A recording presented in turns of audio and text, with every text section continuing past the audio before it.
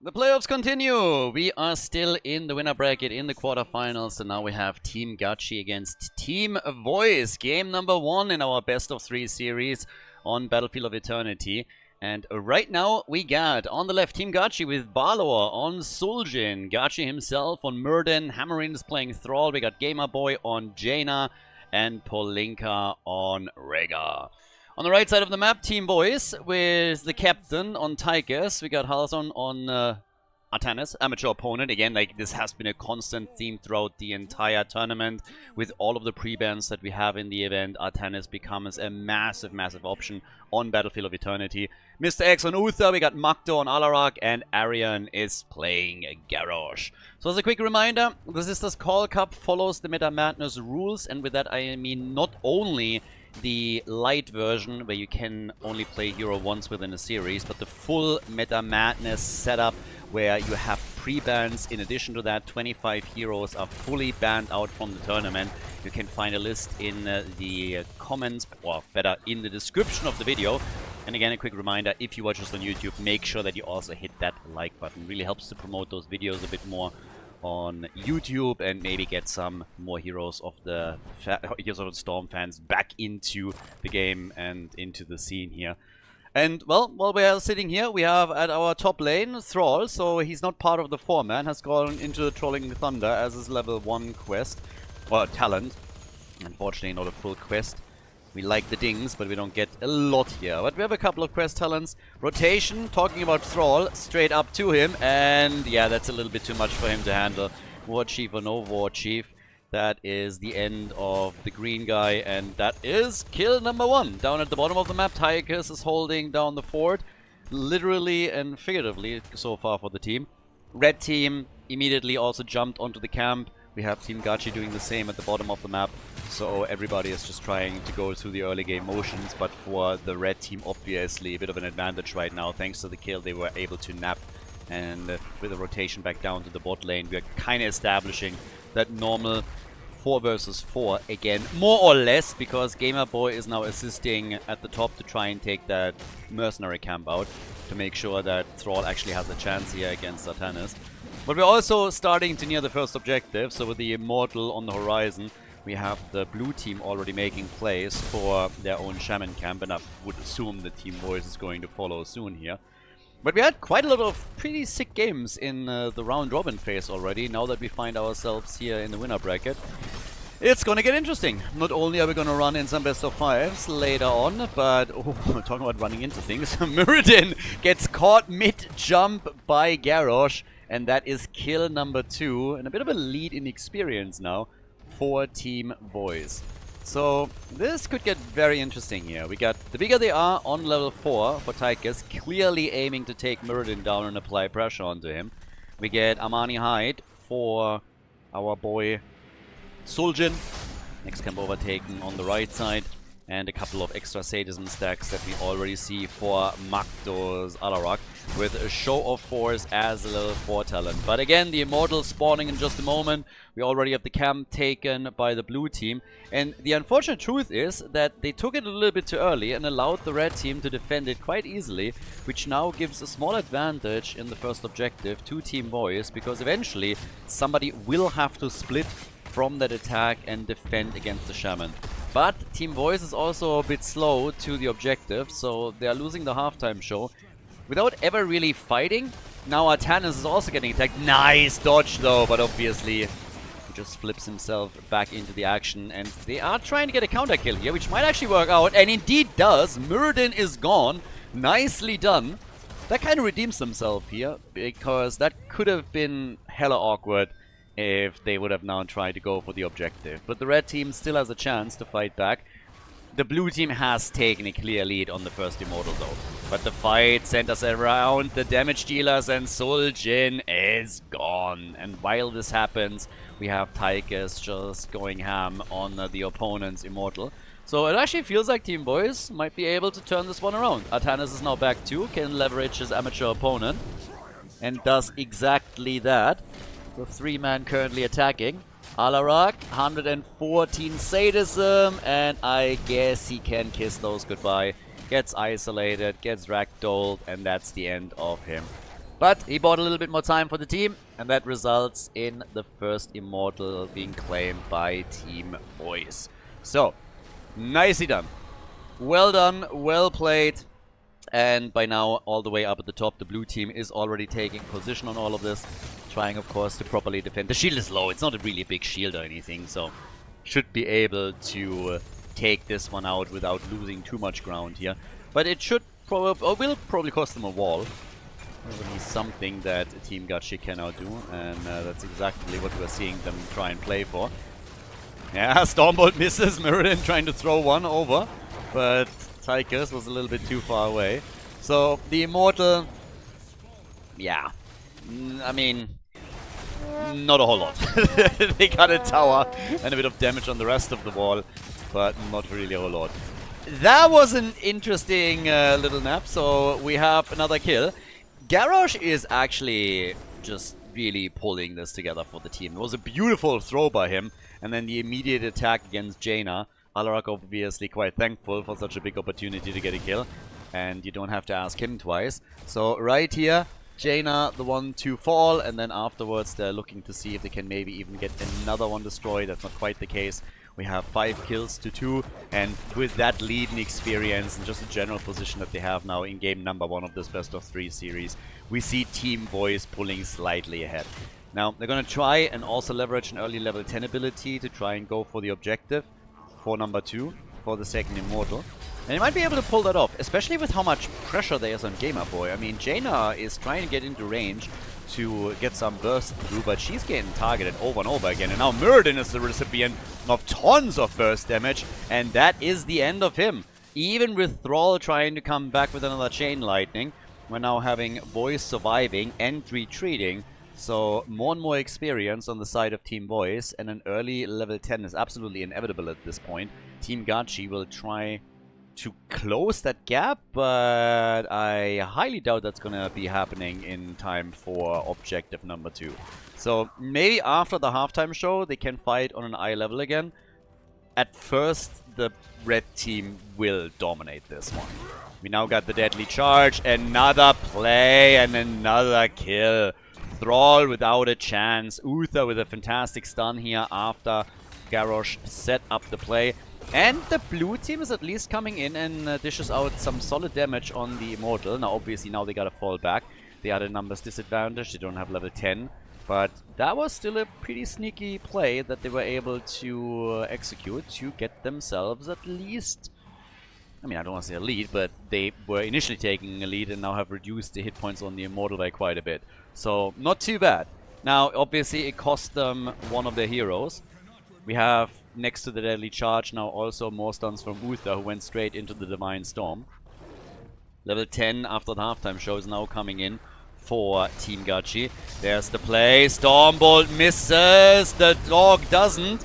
And there's the play for Thrall, and he's dead. Beautiful ring on the other hand. Fantastic Ring of Frost, and Tychus is gone. They're taking down Uther as well, so all of a sudden we're having an easy double kill for Jaina, and that really helped the blue team. But that was pretty big. So at first Thrall gets thrown, and then Jaina is just able to connect the 4-man ring and follows up on it with kills on Tychus and Uther. That was pretty huge for them to be able to make such a play. Now we have 113 sadism for Anubarak, so he's going to get a bit more damage out. The blue team has moved towards the Immortal and was trying to take the win there, but they are experiencing a lot of pressure against their front line again.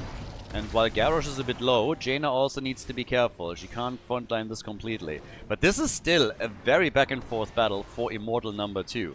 So sitting here over on the right side, we have Team Voice attempting to defend. They're also splitting on the lanes a bit further, trying to apply more pressure to structures just in general.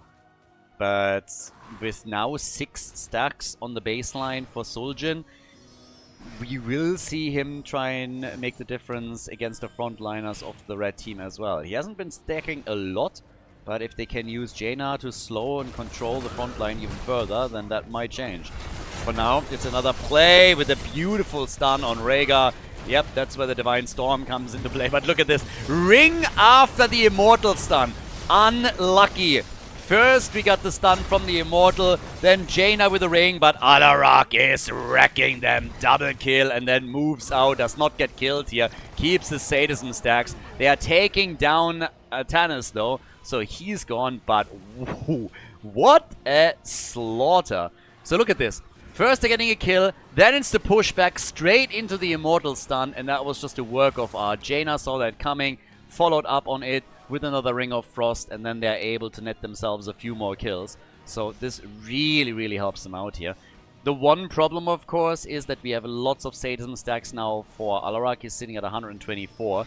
Suljin was at least able to get himself some extra baseline stats too, but this is still up for grabs here. The red team is generally in the lead, but here comes a quick play from Team Gachi, and they should be able to make this one work. Again, the problem on Muradin. The Ancestral is there, the Immortal is taken, the second one goes to Team Gachi. So job well done by the blue team.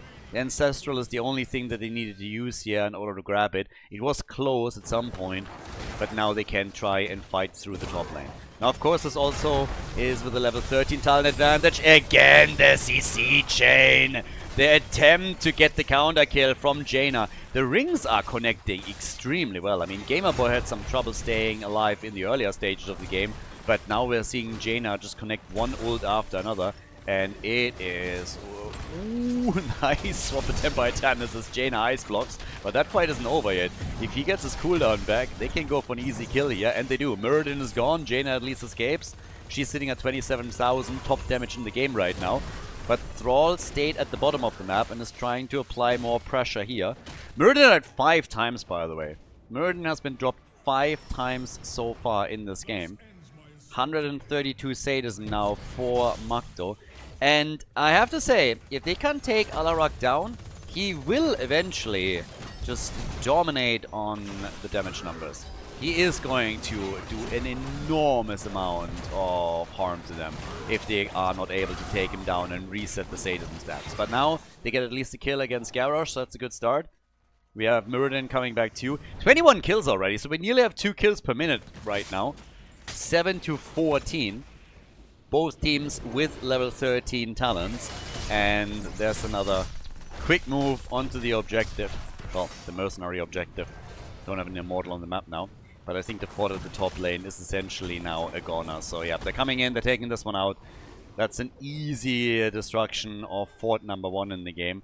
And structurally, the blue team has now taken the lead. Even the bottom fort has taken damage previously, so that's another win for them. Thrall is already working on the next camp. Muradin, of course, now after his level 13 talent is ready, has a lot more sustain for Team Gachi. That healing static combo with his level 4 is really helping him here. And we also get more and more stats and stacks now for Suljin, who's sitting at 16 on the baseline. So another big threat against heroes like Garrosh and of course also Artanis. Always assuming that Artanis has already used his blind. But the next Immortal, this is still gonna be a tough nut to crack for Team Gachi, because very likely they will be up against the level 16 talent advantage. Unless, of course, they're able to now get themselves a kill here.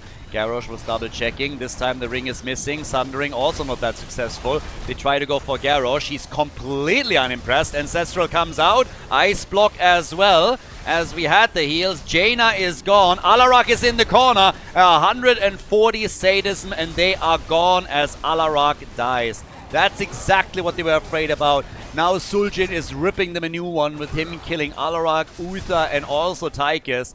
Huge win for Team Gachi here. And that all started off with Jaina initially falling, but then Anubarak being put into a corner quite literally and being eliminated. That cost him all of his sadism stacks. Level 16 versus 16 is now in play in this game. And for the blue team, this is a huge win. More stacks for Suljin. Big kills, important ones against Anubarak as well. And the halftime show victory on Immortal number 3. So this is big. Suljin has now also completely overtaken everybody else in regards to hero damage. He's at 36,000, Jaina on 34,000, same as Tychus. And then we have Anubarak on 30k. Him losing the sadism stacks definitely hurt him. And with Team Gachi now pushing for objective number 3, this could be a big play for them. If they get a huge shield here, that bottom fort is gone, and very likely we will see damage on the keep itself. So the attacks keep coming. We have Magdo now coming in, trying to look for the angle again. Quick stun, Ring of Frost, but Thrall is already out. In comes the play from Anubarak with a very nice deadly charge into the backline, and Suljin is gone. That's 2 heroes already down. The Immortal gets claimed, but the blue team loses even more heroes, and that is a bit of a disaster, because what we're seeing right now is essentially the Immortal being, I mean, more or less useless. It might still be enough to take the fort out. It has a full shield, so I don't think they can take it out in time for the fort to still stand and survive all of this. But imagine how strong this push would have been if Team Gachi would be here with a full 5-man that could use it to go for the keep. So, would admit a huge difference. With level 16, we by the way have Alpha Wolf. We have now 10 kills to 18. Really kill-heavy game here. But once again, the fort gone. That's the second fort, by the way, that has fallen on the red team side. The blue team lost only the top side fort. And the Immortal, as expected, is not even reaching the keep, just doing a bit of damage there. It's a huge chunk of experience that we still have also up on the map. And still some XP globes too. Now, that's going to be a big change with the new patch, always assuming that Blizzard rolls the PTR patch over on the live server once that they are done with testing. But I believe it's 6 seconds until the experience globes fully disappear. So much shortened duration, which will force much crisper rotations from teams if they want to soak up all of the minion experience, which I actually like a lot. I was always pretty critical of the experience globes and really think that they just allowed for very sloppy plays compared to what we've seen in the days of HGC. So reducing that, from my point of view, is a very, very nice change. And I really like it. That makes it also so that if you have good rotational play and if you have good macro play, you will be able to edge out advantages over your opponent as games continue. By now we have a 1-level advantage for Team Voice. And talking about experience, let's take a quick look at how exactly that comes to pass for Team Voice. So they're heavily ahead on hero experience and on minion experience. So those are the two big ones. Ooh, Muradin with a quick jump. And there's a full-on stun. Ring of Frost again. Ancestral and Avatar both used to keep Muradin alive. And Tychus decides that it's time to also use his ult here. Jaina will likely fall. She's gone. There's a quick swap from Atanis. And that is the end of Muradin, I'd say. All initiated by an Atanis swap. Viable, viable, viable. 20 kills to 10, 30 in total, half a level until we have level 20. And now the chance, once more, for the red team to turn this game and get ahead. So they could decide to push the top a bit more aggressively, but there's of course a huge opportunity to get the next Immortal. I believe this is Immortal number 4. So yeah, they should be able to take this with a nearly full shield. I would still assume that the blue team is going to try and make a bit of a play, yeah? Oh, that's a bit greedy while you're only with 3 on the map. There's the deadly charge, forcing the ult from Suljin. He gets flipped again, and that is bye-bye. He's gone. Bye-bye. So, that's Suljin eliminated. He didn't see that one coming. Surprise, motherfucker. And, well, with that now, we got an immediate 50% on the Immortal. Level 20 is ready. That gives us the Orbital Bombardment. We got the Might of the High Lord now, too, with 130 Sadism stacks for Anubarak at this point in time. So definitely enough to get a lot of damage out. And, of course, the blue team has a massive problem here. That's 100% shield on the Immortal with 35,000 hit points. We have a push through the bot lane that will come in as they have a 5 versus 4 going on, meaning the fort will go down 100% without the blue team probably even resisting. They're trying to get a staggered death here against the blue team, not able to pull that off. But this is going to hurt, especially with that level 20 advantage that we currently have. So with level 20, that's going to be a big thing. And how far can Team Voice go with this? Garrosh is already trying to come in with a bit of a flank, but yeah, there's nothing really where he can hide. Blue team is not going to push out for this. They waited for Suljin, he's back too. But this is where the defense is really going to start to set up, and that's also true for the attackers that drop Odin on the opponent. 42,000 damage for Tychus, an easy wall to be broken through, and now it's all about keep and core, what we're witnessing here. with level 20 still being fairly elusive for Team Gachi. So this is going to cost them a lot. If they lose a hero or two here, this is game over. The keep is already about to be gone. Jaina tries to poke him low. Mirrodin gets attacked, thrown, Ring does nothing, absolutely nothing. And Anubarak with big damage. There's the Ancestral, but we might see a kill against the red team as Arian is seemingly having some trouble. Same is also true for Atanis, who just has a shield. Suljin again with his ult does not have the 20 upgrade. Uther is the first one to fall, but he still has redemption. And on top of that, Anubarak has now also fallen. The core is losing hit points. It's losing hit point quickly. It seems that even with the kills, the blue team won't be able to stop the inevitable. The Immortal still dashing out damage, dishing out a lot of DPS here. And that is the end of game number 1. Team Voice takes the lead here in the winner bracket quarterfinal against Team Gachi. GG, well played. We're going to head in game number 2 in a second. Guys, if you enjoy the content, if you like the coverage here, please subscribe to the channel and like the video. It really helps to spread the videos to people that were interested in Heroes of the Storm in the past and might rejoin the game. So spread the love a little bit, help to promote the games here, like and subscribe, and I hope that you enjoy the rest of the series. Dragonshire is our second map in the best of 3 series, and after Team Voice just took the lead in this match, we have now on the left Team Gachi with Balor on Reyna, Paulinka on Oriel, Hammerian on Urel, Gachi on Varian, and Gamerboy on Li Ming. So a bit of a sniper combo that they're executing here, with Li Ming providing the burst damage and Jimmy with Exterminator. Gonna be able to also help a lot on camps, but he has that single target damage that the team will provide. Over on the right side, Team Voice with the captain on Sonya. Probably going to be a Leap player, I would assume, with Khaldor and Morganis trying to put everybody to sleep. Bit of a contest between him and Deckard Cain here, played by Mr. X. We got Arion and Sylvanas, and then Makto on Kel'Thuzad, who can, of course, also provide some burst after the team sets things up. Team Voice is going to aim for the 2-0 victory. Keep in mind we find ourselves in a winner bracket right now. So whoever loses this series is not out of the tournament yet, but will drop down into the losers bracket and has another shot there. But of course in Idle World you always want to move straight through the winner bracket here. Now Sylvanas is all the way up at the top. Everybody else currently fighting through the middle of the map. Down at the bot lane, already Kel'Thuzad starting to set up a bit of damage. And that is actually not too bad. So a little bit of easy DPS against the structures. We're going to keep our eye on that baseline for Kel'Thuzad. Still, of course, a massive advantage if you are able to stack quickly. That 75% extra spell power makes a big difference. And he's already getting some stacks together here. And it forces Varian back too. So Varian is already on the retreat. We got the Barb Chains on level 1 now for Kel'Thuzad. And still that 2 versus 2 at the top lane. Dynamics should change a little bit after we have level 4, because Varian then will add his taunt and then can make a couple of moves. I know there is still a lost soul out there that thinks that we're gonna see maybe the Twin Blades or maybe Smash, but it's just not happening, I'm sorry.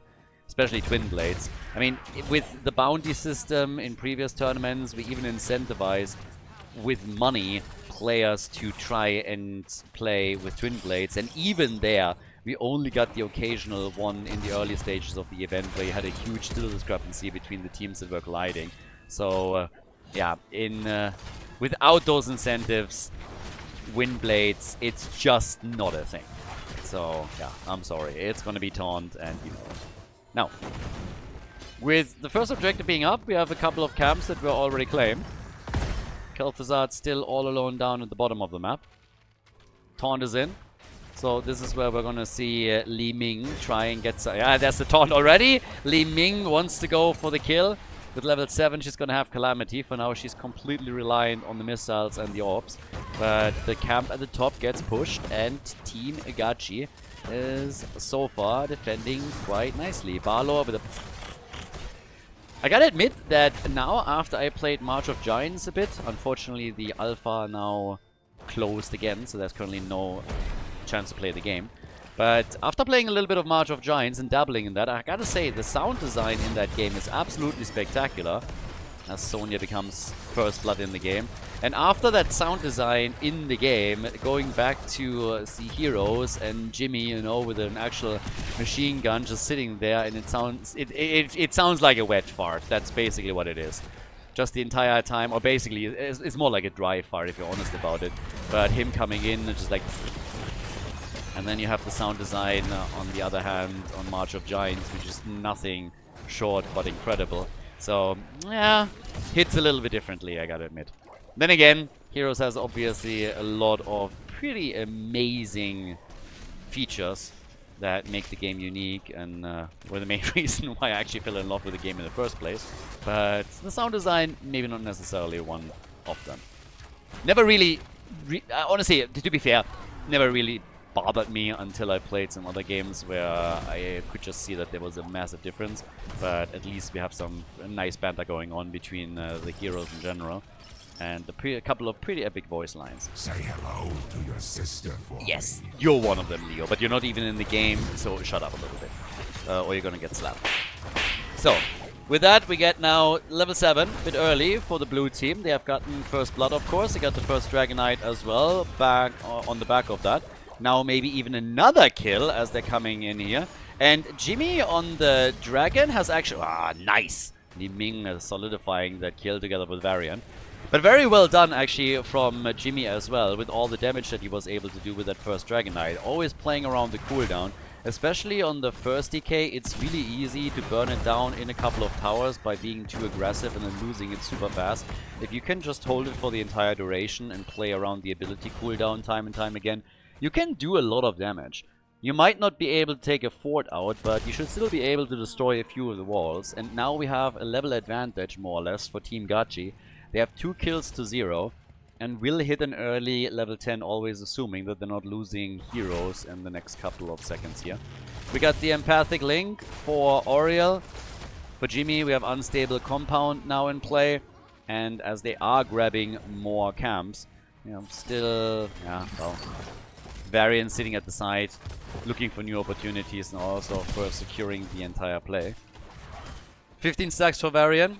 Probably more importantly, we have currently 10 for Kel'Thuzad on level on the baseline. So the old Necromancer over here, still a long way to go until he gets that spell power increase, trying to add it one hit after another. But the blue team is taking advantage of the situation as is. So Sylvanas is able to get away, but we have now level 10 kicking in, and then the question remains, what exactly is Team Gachi going to do with that? Yeah, face checking the bush, Gamer Boy running straight into Sylvanas to set up a bit of a trap, and that was quite a lot of damage from the get-go. Sonya is a bit lost here. Definitely needs Google Maps or something, because, yeah, she did not end up on the right side of the map there. So now level 10 abilities are in, and we've got 3 kills to 0. After loss in game number 1, Team Gachi definitely stepping it up a bit, trying to force game number 3 in the series. But okay, Aegis in. And now that we have level 10 abilities for Team Voice, the question from my perspective is now, first and foremost, are we going to get Leap? I would assume yes. But they got, yes, there it is. Setting it up together with the Shadow Fissure. So, that's a lot of CC that they can use. Just tee up Kel'Thuzad and help him to get all that damage out. And they are already going for a kill. A nice heal from Oriel is preventing the worst. But there's another Dragonite taken. So Hyperion being used to zone the opponent out. The movement from the bottom of the map also forced Team Voice behind their own gate. And then we had Jimmy pick the next DK. So that's the second objective for Team Gachi. And the initial lead that we had for them is now slowly being extended. That makes things quite tricky for Team Voice. There's another play made for Mal'Ganis. Even the Dragonite is saying hello. And that's a kill. So 4 kills to 0. The bottom fort has taken damage previously, and now they're going for the one in the middle. And even with the DK being focused here, that should be an easy first structure that falls here.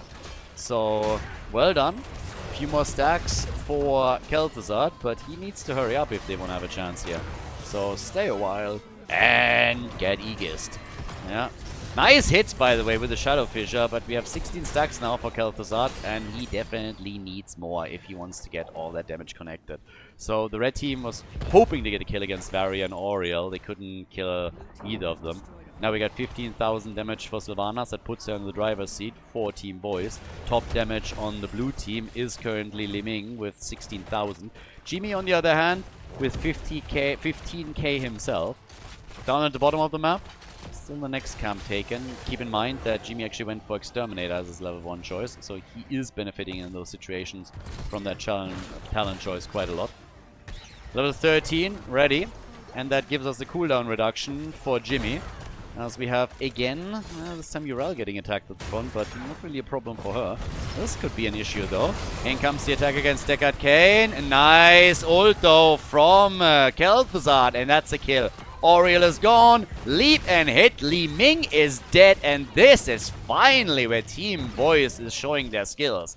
That's a triple kill right there, able to take 3 heroes out and close the experience gap more or less. Oriel was the first one to die, then the leap from Sonya comes in, and they're even able to get a 3rd kill after that against Jimmy. So nicely done. A bit of a momentum swing now also in favor of Team Boys. And that allows Sonya to move towards the top and take out, maybe not the entire fort, but she's going to do some serious damage there.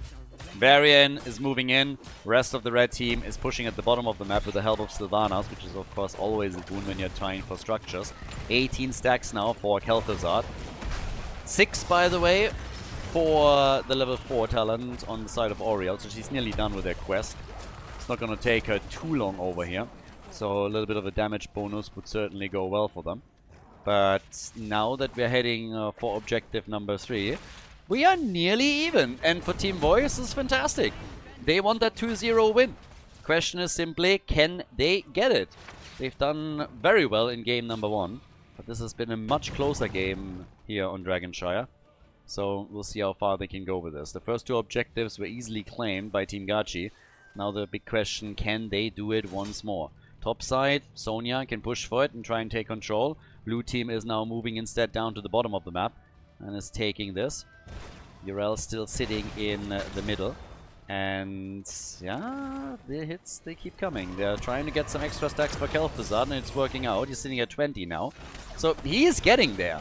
They need that spell power increase. They need more burst if they want to get those kills. Leap as Sonya jumps in. Hyperion gets used. Li Ming is dead. The first one to fall. And that's a huge amount of damage already gone. As Khaldor stacks a little bit more. Another kill. Varian is also dead. And that's a triple as we see Urel die. Team Voice with another triple kill. That's 2 in a row now. And this time they close the gap in experience completely. So this is a huge victory here for the red team. They're doing fantastic. They are sitting at 22 stacks for Khaldor, so still a long way to go for him to actually completing his baseline quest. But just with the damage output that we're seeing from Sylvanas alone, they're already delivering here. And Sonya has been teeing up kill after kill for the team. Now we have level 16 kicking in. Blue team is going to get theirs any second now. There's no objective for Team Boys. They could send somebody in the mid lane and try and claim it. It's really a question of how Team Gachi is going to play this now, but they're not rotating towards the middle. I think they might still be able to get the shrine at the bottom, but Sonya's now moving in. Actually, Urel is mirroring that movement.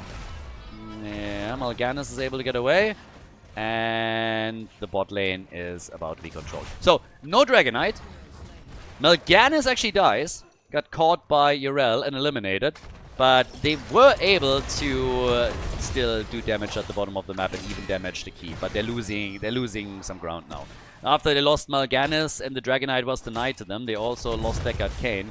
So now we have 30,000 damage for Li Ming.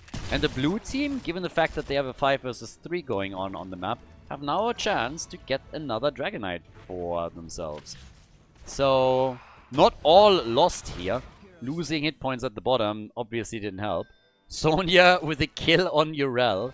So, yeah, that's a little bit unfortunate given how far ahead they were. But then again, they just blow her out of the water half a second later. Jimmy is already getting in position for another Dragonite. But Balor is going to be interrupted. Sylvanas is on the way. And I think they know perfectly well where she is.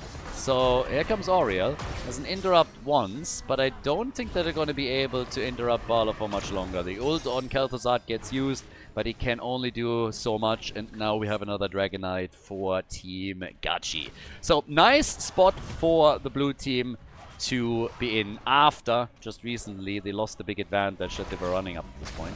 So now they're hoping for some more pressure at the bottom of the map. And Sonya's still missing, so is Yrel though. Yrel just respawned. Mal'Ganis gets punted down to the bottom of the map as the Dragonite breaks through the wall in the middle. So they're going for two-pronged attack here with catapults and siege steins doing damage to the keep. Once again taking the advantage on structures, or at least trying to. Yrel is now also back. Dragonite is still active in the middle. Get some keep damage here too. But they haven't really broken through anything yet. They are nibbling on the edges. They are doing some damage. But now the crest is already completed finally completed for Kel'Thuzad. And that's a huge damage increase. And it gets used right away with the help of Sylvanas to get a kill against Jimmy, who at least had the time to get his ult out. That's some more keep damage that they can execute here. Ice block. Or Aegis used, sorry. We got Sonya killed. Yrel is dead too. And then again Li Ming just popping them like pimples. Coming in and dropping one after another with Kel'Thuzad and Sylvanas gone. That's a huge problem here now, of course. And it might cost the red team their keep in the mid lane. So 3 heroes still surviving. Li Ming can poke. And they might just do that with the help of the next minion wave that is now spawning here. Gamer Boy still has decent mana, so they can start to take this one out. And the keep is falling, and 3 heroes are gone for nearly half a minute. That should be a keep. Gamer Boy is just hitting attack after attack after attack here, and they are about to get level 20. So the keep is indeed gone. Level 20 drops into their hands. And that's another massive advantage now for Team Gachi. They're level ahead until the next objective spawns. Team Voice will likely draw even and get their own level 20. But let's just face it, this was a massive, massive play for Team Gachi. They got the triple kill with the resets on Li Ming. And then on top of that, they destroyed the fort. So well done. 50,000 damage in total for Li Ming. We got 36,000 for Sylvanas on the other side. Just regarding the 2 top damage dealers here. 5 versus 5 back up on the map, and the big quest for Team Voice is, of course, to get their own level 20. Now, interestingly enough, when we're looking at abilities, we have Jimmy now also going in execute orders right here. So, yeah, we have them with a bit... I mean, it's an interesting talent to take in the first place. So, amongst other things, you have now the death timer reduction, but you also have, with this talent, a chance of them to go for a bit of a backdoor approach. If you're really trying to get the damage out against the core, for example, and Jimmy finds himself at the front, they can get extra damage against structures with this, and he is potentially able to get them where they need to be in order to drop the core here. Now, they're not gonna just YOLO that one out and try and go on a suicide mission, but it could be quite helpful to them as things stand. So, Jimmy was also targeted a lot previously, so it can definitely help out. Already dropping the ult up at the top, getting extra damage in on the last remaining fort. There's still a mercenary camp down at the bottom of the map. As we have the red team aiming for any kind of position that they can take where they can try and stabilize and maybe get a kill. But there's a lot of pressure. There's a lot of mercenary camps on the map now, and you can see it at the top lane where the fort just now got taken out. And the blue team is threatening another Dragonite, and they get it. Leap misses. They went Crater. Voice did go nowhere with this. And the Dragonite is already moving in. Li Ming is gone. Li Ming is gone, and they're going for the kill against Varian. But it seems like the Dragonite is going straight for the core. Catapult's already there. Sylvanas is gone. That's a problem. And the DK will do damage, and keep the level 20 talent for Jimmy in mind. He can do a lot here. And if he does the damage, even if he dies, his death timer is reduced. And as long as he does core damage here, they will help the team. So Jimmy is going to be destroyed any second now. He knows it too. Can get some damage in. They're getting in position on this. And Balor dies. And the Hyperion is kind of memeing a bit because that's absolutely the wrong direction to go. That does absolutely nothing. Yeah. he was hoping to get a bit more out of this. It would have been quite cool, honestly, if he could have gotten that onto the core, because then, what would we talk about? 50% on the core, 68% is already quite decent, but look at the respawn time. Jimmy is back before Li Ming and Varian, so that's actually massive. So he's back right away, more or less. For him, that's great. So going for the core with the Dragonite, not a bad choice. Just the play throughout the 20 that didn't really help them. Staying a bit closer to the core here would have probably been the better move. They have 40,000 damage for Sylvanas now. I mean, there's no denying that the blue team is still ahead in structures. Jimmy needs glasses, I mean, honestly. That Hyperion there, I don't know what he was aiming for with that. But something is definitely not quite right. Maybe Barlow has been drinking on the job a little bit. Or Jimmy has. Like, I don't know what exactly is going on there, but that's now a few that miss. And talking about missing, Voice with another area at Leap Crater. Now, Li Ming obviously can jump away from those, but that did not connect with anything. So there's a couple of really desperate moves that are being made by both teams now in an attempt to lock in a victory here. Team Voice wants the 2-0 W. Team Gachi wants to force game number 3. So far, none of this is playing out. We got 20 minutes on the board nearly. As the blue team is setting up a few more traps. 11 kills to 12. Yeah. And again, the taunt and the kill. Li Ming, easy. Comes in, takes down Deckard Kane. This time Leap connects. Aegis is there. And Gamer Boy is able to get out. The problem is that Kel'Thuzad is in some real trouble at the top, and they haven't realized that yet from the looks of it. There's another taunt and another kill as Li Ming shows absolutely no mercy. And off we go. That's a 5-man team. Wipe? Yeah, maybe, maybe not. And there it is. Jimmy is on the core. Back again. That's game. That's a victory. Nicely done, and we're going to game number 3 with this. So, job well done. 16 kills to 12, and Team Gachi is bringing the series back as they force the final map in the best of 3 here in the winner bracket in the playoffs of the Sisters Call Cup. GG, and well played. Coming up next, we have game number 3 for you guys. Before we go, a big shout out to everybody that is supporting the channel on patreon.com/Khaldor. Really appreciate the support, guys. Thank you very, very much. If you want to support the channel, if you want to support our efforts to keep the Heroes of the Storm esports scene live with all of the events and tournaments that we're hosting, then please consider to check out patreon.com/Khaldor and support the channel there. It's the best way to support all of the things that we're currently doing for the scene and plan to do in the future. With that being said, enjoy the next game of the series. Game number 3, Infernal Shrines. So, let's see which team moves on to the next round in the winner bracket and which team drops out here. Obviously, we not only have a lot of pre-banned heroes, but now we have 20 heroes that are unavailable, since they were already played. Junkrat gets banned, and I actually expect some fireworks here at this point. If you're going to game number 3 with this many banned heroes, we should see some special stuff. For sure. Now, once we're going into best of 5s, it's going to get even more crazy than that, assuming that the games go to map 4, map 5. But this alone should already be quite interesting here. And for Infernal Shrines, you would expect a lot of team fighting too, so we'll see how the teams are reacting to that. The loser will drop down into the lower bracket and still has another chance to make that lower bracket run. Similar to what we've seen, of course, in the recent Captain's Clash, for example. So if you haven't watched that yet, I would highly recommend that you check it out, because that was absolutely insane. There were so many cool games, matches in the playoffs in particular. It was absolutely stellar. The Grand Final, incredible. If you haven't watched the Grand Final of the Captain's Clash yet, make sure that you go to YouTube, check out the channel there, and have a look, because it was just bonkers. Absolutely bonkers. Now, we get Tyrael as a quick first pick, and then Arthur's on the other side.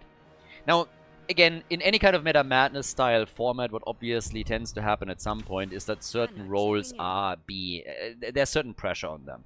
That oftentimes happens when you're going into a map 5 on the support side, and it sometimes happens also to the tanks. Now, when it's happening on the tanks, you still have a couple of tools where you can say, okay, we deviate away from proper main tanks and we go into side laners, and that can mitigate the problem a little bit. When it starts to hit the supports, the healers, then you are in an awkward spot. And I'm still waiting for the time when we're seeing some teams, you know, go full 5 healer teams in game number 1 just to create full chaos in game 3 and game 4. But this is the best of 3 series, this is the final map. We get Kel'Thas and we have Alexstrasza now. That could be quite interesting also, depending on Tyrael's level 1 talent. So we have on Kel'Thas' side, Mana Addict is what we would expect.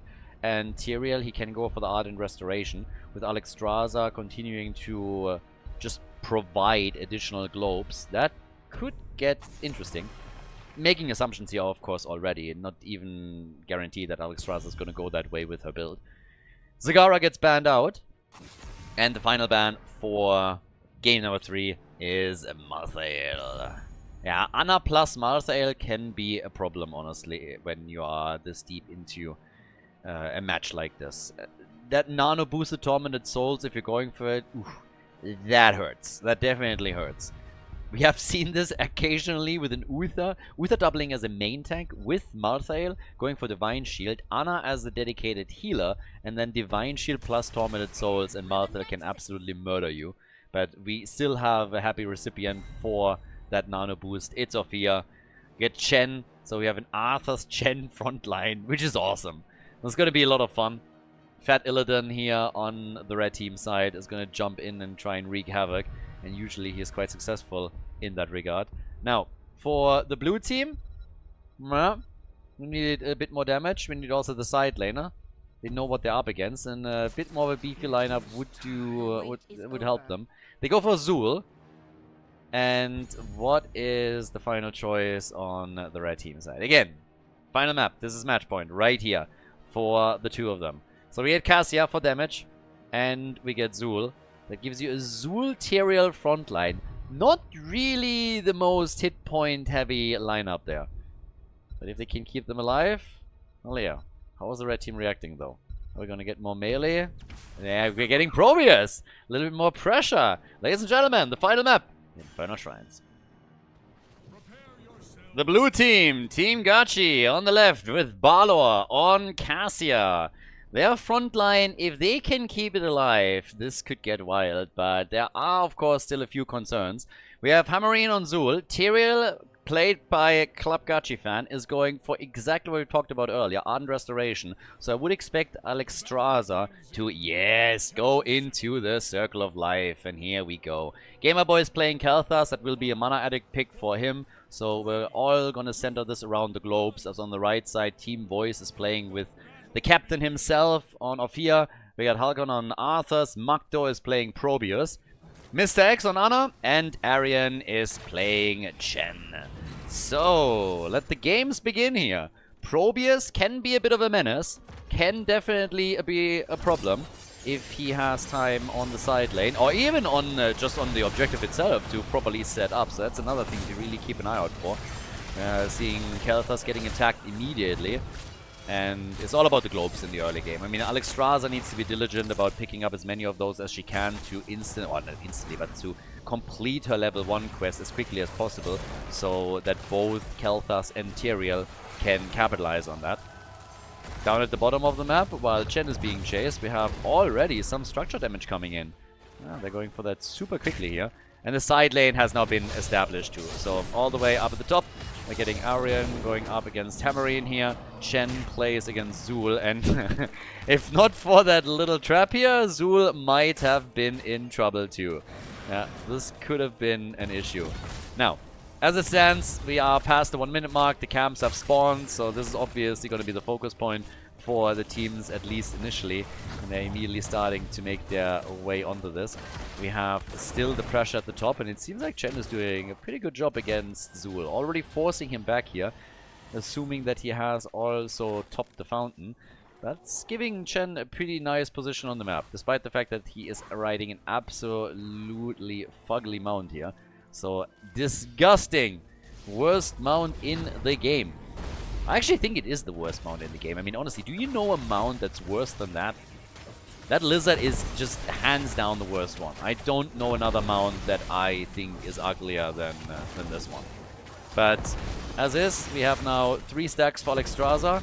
yeah, she hasn't really been quite on point, the same as Kalthas and Tyrael, who are already ahead of her, but she's still picking them up one after another, and eventually they're going to be ending up in a position where she can provide the extra globes, which is going to be nice for Tyrael, of course, as well. Survivability that he's going to get with this is also going to be pretty neat. So, yeah. Fia back to the Nexus. Chen still holding the top pretty easily. No problems for him. And down at the bottom of the map, Arthas, he's gonna be fine. For Zul, we get the Scythe right now, going Grimm's Scythe on level 4. We get the Ring of Leech for Cassia. First objective is now slowly getting ready. 15 seconds left before we're seeing the clash of the two teams up at the top. Probius could already attempt to set up a bit. Shield Capacitor on level 4 for him. And Arthas went for Deathlord as his next talent. So, we're still a bit early in the game, only the first objective, but already a small moment of truth potentially. Zul is playing against Probius at the bottom of the map. This turns the top battle into a 4v4 for now. And the blue team is the first one to the objective. They're starting to take control and try and get their stacks together. 10 stacks on the Globe Talons for Kalthas and Tyrael. 7 for Alexstrasza. Oh, Dragon Queen early. Very early Dragon Queen transformation. They might be able to get the kill here. A lot of pew pew pew from Ana, and Arthas survives.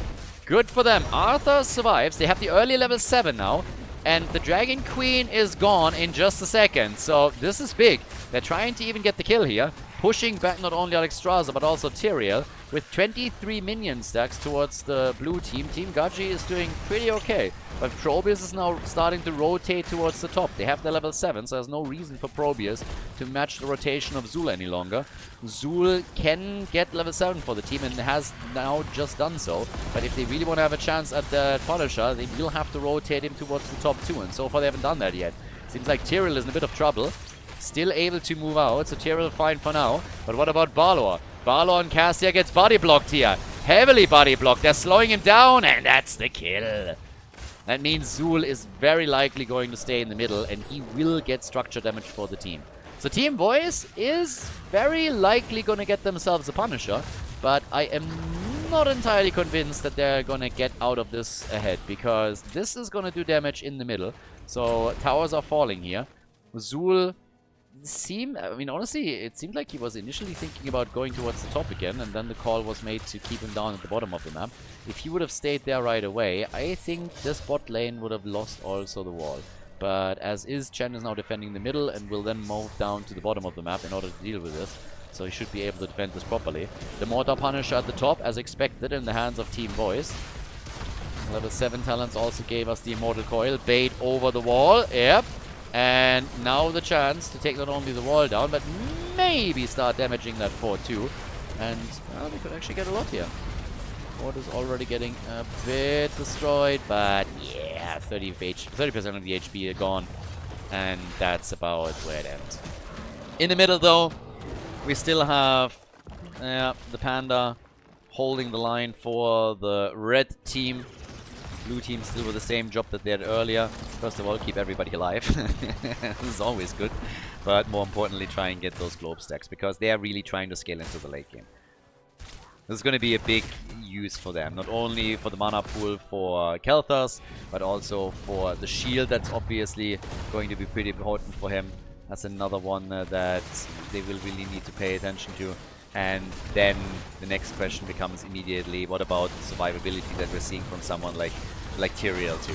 But there's level 10, and of course once that your opponent is level 10, you need to fall back, and they do it too late. Tyrael dies as a result, so he's taken out. The quick nano boost on Orphea instantly worked to help them not only steal the camp, but also get the kill. That's the second kill in the hands of Team Voice. Syndragosa locked in for Arthas, but the blue team is about to catch up in XP, so they're gonna get that in just a moment.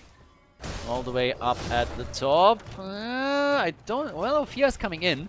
They're trying to get him into the corner here, but I honestly don't know if they have enough to take Zul out. They can slow him a little bit. And, well, forget what I said. The rotation was in time. They get the kill. Zul is gone, so job well done. Bit of a gamble there, honestly. If that isn't a perfect push into the corner, I think Zul might have a chance to get away. But as is, he goes down. Judgment for Tyrael, by the way. We have Alexstrasza with Lifebinder. And I suppose that Khaldor is going for Phoenix, but he's baiting this a bit. Are we gonna get a Pyro? I don't see a Pyro happening here. I don't think that's gonna be a thing.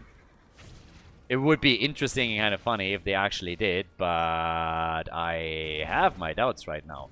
So time will tell, I suppose. But for now, yeah, none of that's happening yet. And there it is! Pyro is taken! Alright! Well, a round of applause for him. Let's see if that works out. Pyro against Probius, maybe. To try and threaten Anna with that a little bit. Quest is completed for Alexstrasza, so that's going to be big. And here we go! They get the kill! Nice! Judgment! And they steal the camp. Well done. So they get the camp, they get the additional globes, and of course from here on out it will just be a game to try and get both Khaldor and Tyrael as globe heavy as possible on the level 1 talents. You can also then with Judgment plus Pyroblast try and get quick kills here. And yeah, that could actually work out quite nicely for them. We'll see. A bit of a look on how this is going to play out, but at least they have a fighting chance now. They got the first kill on the board. We have an objective coming up. Teams are present with 5 on the map now, so yeah, that's the thing. It's going to be a 5 versus 5 battle, even with a talent advantage though for Team Boys. They're going to get that any second now. Level 13 is super close for them. Team Gachi will try and catch up, but at least initially this is going to give the red team a lead. And they're going to attempt to exploit this as much as they can. So, Alexstrasza is in immediately. More globes, but nice ult from Mafia. Damn, that one hurt. Lifebinder, perfectly used, but Cassia did not get any heals in that situation and was destroyed. Tyrael kept alive, but your damage dealer's gone. Good judgment, but even that is not doing anything for them. Instead, we're now having Tyrael completely surrounded by opponents, and he dies too. 17 to 22 stacks. Very, very nice kills that they're getting from Team Boys here. 5 kills to 1 at this point in time, and they're going to walk away with another Punisher for sure. 24,000 damage from Chen. We have 21,000 from Cassia. Yeah, Tyrael was healed with Lifebinder, and Cassia was just not able to get out of the fight. She was blocked heavily and just couldn't get out of it. And, well, once that your damage dealer is gone, it's obviously a huge problem. We weren't able to take Arthur's down when Tyrael finally made his move there with Judgment. And now they're starting to run out of time a little bit. We get the Fission Bomb, by the way, with the radius increase. Punisher attacked. Nice move also from Arthur's again with a pretty solid Howling Blast that he just dropped here. On top of that, we're now getting the wall removed on the blue team side. Another jump. Can they follow up with more damage? Yes, they go for Gachi and they take him down. Tyrael eliminated. They want Balor. Lifebinder saves the day and they get the double counter kill. Whoa, that one was spicy. Both Probius and Chen are gone, but those kills came at a price. The fort destroyed, and Orphea is already moving towards the top, hoping to take a second one out as well. If they can take both of the forts out, that would be pretty big. Yeah, eliminating both of the forts would be huge if they can pull that off.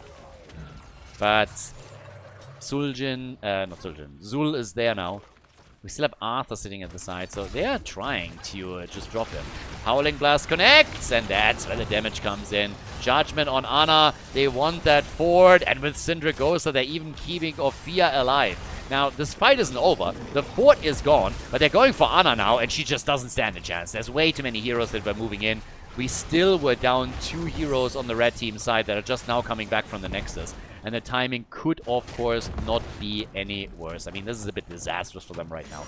They just get their 2 heroes back, Chen and Probius, and they lose Anna and Orphea. So, yes, they've taken the fort out, but they now gave up momentum completely. And Team Gachi is able to maybe even steal the camp away, but they're definitely pinning them down in their base. So, this is a pretty annoying situation for the red team to be in, because they were in the driver's seat. And now they've given up a bit too much. Taking that fort out and getting a kill on Zul is great, but not at this price. Still the early level 16 for Team Boys, but of course the advantage is by now so tiny that it can just basically be ignored. So yeah, that one not really doing anything for them. A little bit unfortunate for them, but again they were a little bit too aggressive and they paid the price as a result.